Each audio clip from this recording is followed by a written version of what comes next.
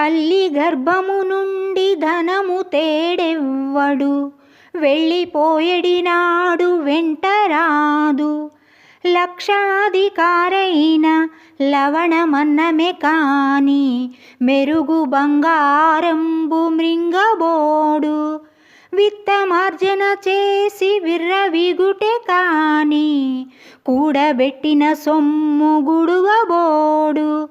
పొందుగా మరుగైన భూమి లోపల పెట్టి, దాన ధర్మము లేక దాచి దాచి, తుదకు దొంగలకిత్తురో దొరల కవునో.